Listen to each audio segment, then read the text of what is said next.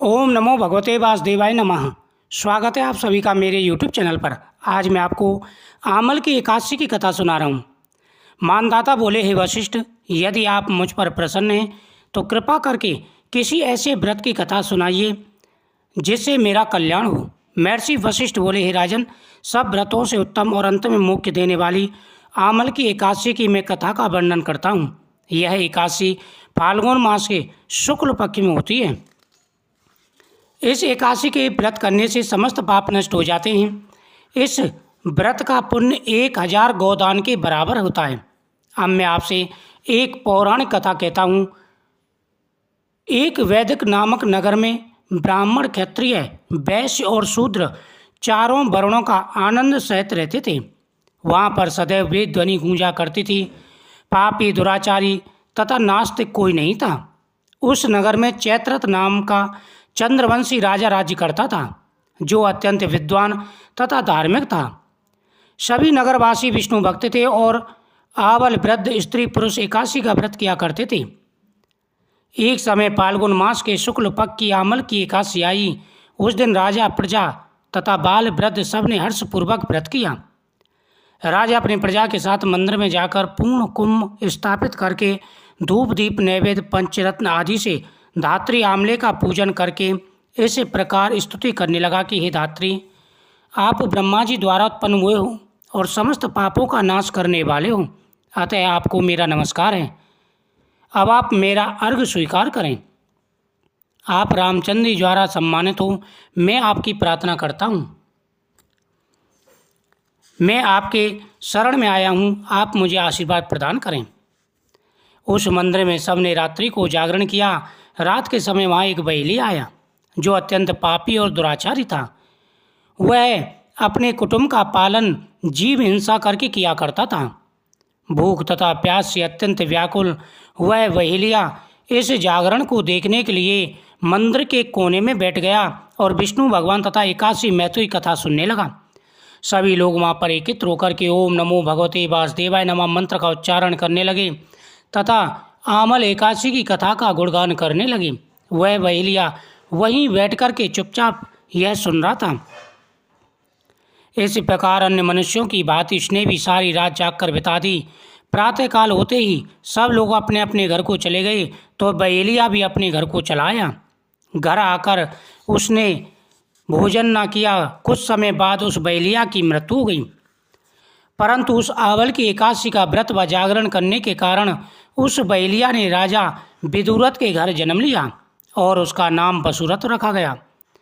युवा होने पर वह चतुरंगी सेना तथा धन्य धान्य से युक्त होकर 10,000 ग्रामों का पालन करने लगा।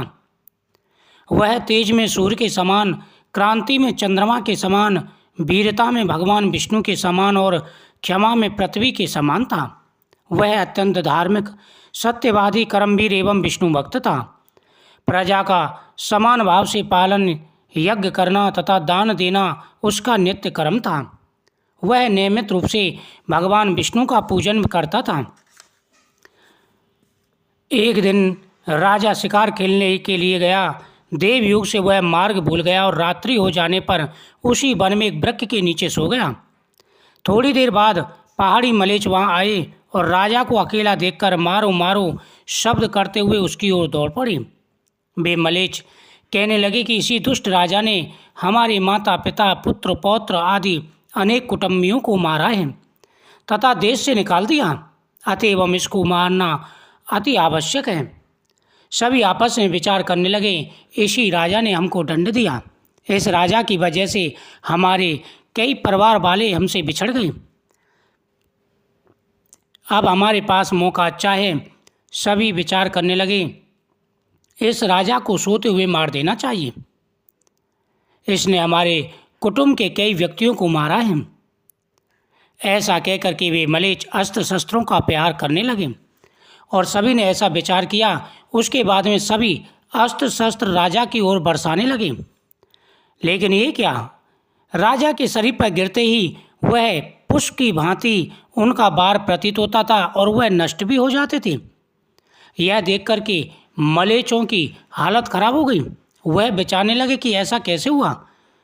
उन्होंने अनेकों प्रकार के अस्त्र शस्त्र राजा के ऊपर बरसाए, लेकिन वह राजा के शरीर पर गिरते ही पुष्प की भांति प्रतीत होते थे।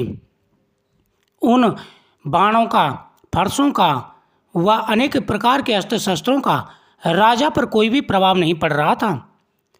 अब उन मलेचों के अस्त्र शस्त्र उल्टा उन्हीं पर प्रहार करने लगे, जिससे वे मूर्छित हो गए। और जैसे ही मलेचों ने वह अस्त्र शस्त्र राजा के ऊपर बरसाए, राजा के शरीर पर वह पुष्प की भांति पड़ रहे थे तथा वह अस्त्र शस्त्र अपने आप ही उन मलेचों की तरफ प्रहार करने लगे। जिस प्रकार से वह मलेच उन पर अस्त्र शस्त्र का प्रहार करते, वह वापस मलेचों पर अस्त्र शस्त्र अपने आप ही प्रहार करने लगे। यह देख करके मलेचों की हालत खराब हो गई। उसी समय राजा के शरीर से एक दिव्य स्त्री उत्पन्न हुई। वह स्त्री अत्यंत सुंदर वस्त्रों तथा आभूषणों से अलंकृत थी। जब यह घटना घट रही थी, राजा के शरीर से उसी समय एक सुंदर स्त्री प्रकट हुई। वह स्त्री अनेक प्रकार के साज सज्जों से सज्जित थी। उसका तेज चारों तरफ फैला हुआ था, मगर उसकी ब्रट की टेढ़ी थी। आंखों से लाल लाल अग्नि निकल रही थी। वह स्त्री मलेचों को मारने दौड़ी और थोड़ी ही देर में उसने सब मलेचों को काल के गाल में पहुंचा दिया। उस स्त्री को क्रोध आ रहा था, आंखें उसकी लाल हो रही थी और उसने थोड़े ही देर में मलेचों को खेल खेल में खत्म कर दिया।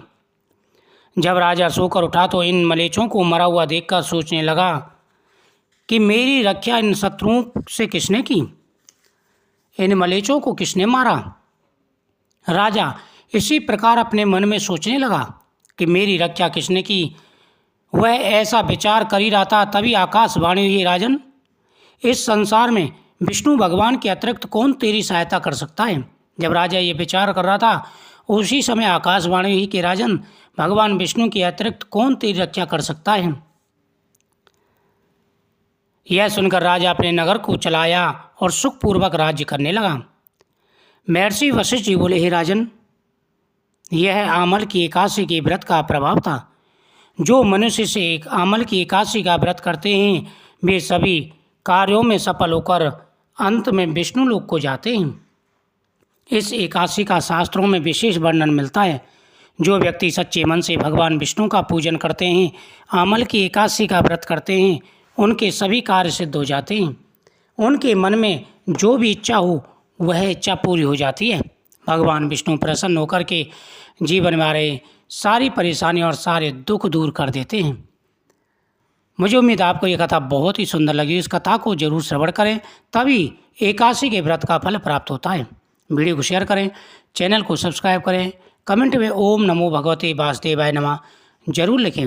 भगवान की कृपा से आपकी सभी मनोकामनाएं अवश्य ही पूरी होंगी। ओम नमो